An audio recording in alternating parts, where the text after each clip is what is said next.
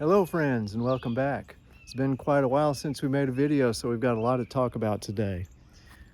We had a very cold winter this year, and to sum it all up, our garden has changed from somewhat tropical in many respects to a lot less tropical.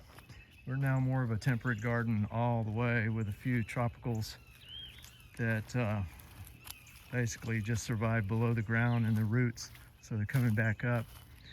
And so things like this, the Mexican sunflowers and the bananas. But yeah, we've been real busy. That's why I haven't made any videos on the garden. Plus it was pretty much sleeping during the winter anyway. But yeah, I've been busy. There's my project where we've got aquariums, and we're using the aquarium water to fertilize the garden. There's some fertilized aquarium water coming out right there. So this wax myrtle right here and all these plants in this area are going to benefit quite a bit from that. I have two aquariums in there right now, and both of them right now I've got some water coming out. So that's where the water comes out of the wall. I haven't put my exterior on the wall yet, but that's coming. Let's take a quick look at these and then we'll come back out to the garden. Just a couple of smaller tanks, a 40-gallon tank and a 75-gallon tank. I'm going to put my big tank over there on that wall. I'm going to put a big 180-gallon, 6-foot-long tank over there. So it'll also have the water coming in and the overflow water going out, fertilizing the garden. There's the water coming in right there on this tank. And then it just leaves through this siphon type overflow, and the drain goes out. Over here on this tank is twice as big, so I put two lines, and these are just regular irrigation drip tubing. And again, just a similar, so I didn't have to do any drilling on these tanks, no holes drilled. So I'm using these siphon overflows. But that just goes down, right down and out the wall. See if I can get that, yeah, right there. So it's a crude form of aquaculture, you could say, I suppose. It's not really aquaculture, because aquaculture recirculates the water and uses it over and over again. But in this case, when my fish need fresh, clean water, I just give them the water by simply opening my valve here. That's our faucet, and that's the line going in. Just have it covered with these boards temporarily until I can get it insulated. The sun is really hot right here in the afternoons. I don't want that hot water going into the fish tanks. So yeah, that's a nice upgrade. So we're always going to have some nice fertility in this area right here. Now let's get on to what happened with the freeze. We had a pretty historic freeze in Florida this past winter. I had some avocado trees that, despite being cold-tolerant varieties, supposedly good down to the mid-20s. Well, I'm sure they probably are good down to the mid-20s. The problem is we had temperatures here that were in the upper teens. So we're south of Ocala a little bit, just north of the villages. So a lot of our tropical stuff really got frozen hard, and the avocado trees did not make it. Banana trees got really frozen hard, but their roots are so good. They're going to come back from the roots. So we'll just keep growing bananas, mainly because once you have them, they're hard to get rid of. No matter how hard it freezes, their roots seem to be able to survive that, and they pop back up. So despite the hard winter, we've got more bananas now than we had a year ago when we first planted these. If we have a warm winter next year, we might harvest some bananas. This is a plant that's somewhat tropical. It's a native Florida plant, but it's just native to those coastal southern Florida areas where it's pretty warm. And yeah, it's growing nicely. This is Simpson Stopper, and it's growing really well. Everything's taken off now. You can see all the frog fruit is starting to take off in here too. But yeah, I'm leaning less on the tropical plants and more on temperate plants. So plants like this wax myrtle here, and thornless blackberries just starting to sprout. Starting to see some sprouts on them coming out there. If we can get it in focus. In fact, we've got a lot of berries now that are coming right along. These blueberries are looking really good. Lots of flowers. Lots of flowers and small green blueberries. So we've got blueberries coming along. Let's go look at everything else that's coming along real good. Everything's growing. And by the way, this is cherry of the Rio Grande. And it got cold enough to lose all its leaves, but these leaves are growing right back now. So looks like the cherry of the Rio Grande, as advertised, is pretty cold tolerant. So that one survived the cold. And I think most of my Mexican sunflowers survived the cold. There's another one that's sprouting now. So I'm gonna have lots of chop and drop material with all these Mexican sunflowers. Now peaches. Two of my peaches, I've got 3 different varieties, by the way, of peaches, and 2 of them flowered too early and their flowers froze. It looks like they're just gonna be growing some green leaves and putting on some size this year. That's good. Now this one over here, it waited and it flowered later. And looks like there's, let's see if we can find a good picture. Yeah, it's a little tiny peach there. And this tree's got a bunch of peaches on it, so I think it's going to be producing some food for us this year with some peaches. And by the way, these persimmons, they're always the last tree to come out in the spring. And, buds are swelling a little bit, but they're still not ready to come out of dormancy. These blackberries over here are sprouting really well, and they're coming out of dormancy pretty well. And by the way, our elderberries, my goodness, look at all of the suckers coming up. We're getting ready to have an elderberry forest over here. So this year we're going to go from these 2 elderberries to probably 20 or 30 with all of these suckers everywhere. There's 2, 3, 4, 5, 6, 7, 8. I mean, I'm sure there's going to be a couple of dozen elderberries now with all of them going. Plums, we expect some plums this year. Look at all the flowers on the plums. And this plum is getting pretty big too. This is probably my tallest tree now. It's up around 8 or 9 feet up there. Yeah, plums are coming right along. So that's peaches, plums, and let's take a look at some of the other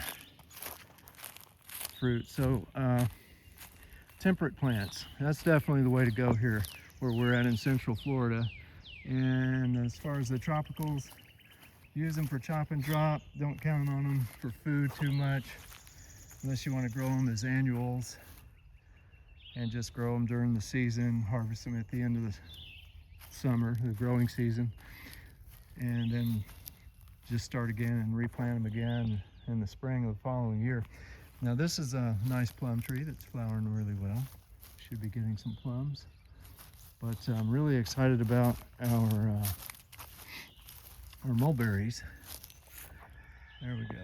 There's a nice mulberry coming along. Mulberries.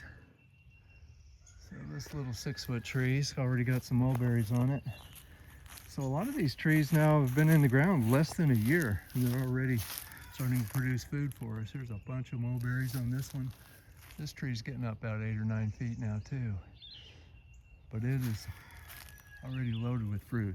So that's what makes mulberry such a great plant. Here's another plant that did really well with the freeze. That's pineapple guava. Nice evergreen. The thing about this plant though, it grows well, it can handle a hard freeze. It doesn't really produce a lot of food though. In my experience, I've not been able, I don't know if I have the right varieties or what, but I don't get a lot of food out of pineapple guava. Our chestnuts, Dunstan chestnuts, the buds are swelling. not quite ready to come out of dormancy. By the way, we are in early part of March. What is today's date? I don't remember exactly. I'd have to look it up. March 9th or something, somewhere in there. Early part of March. And everything is taking off as far as the spring growth is in full effect now. This is our brown turkey fig. It's growing like crazy. We might get some figs this year. We'll see. All 5 of the figs did fine. Freeze didn't hurt them much. Thornless blackberries over here. This one is still waiting. It looks like it's not sprouting too much.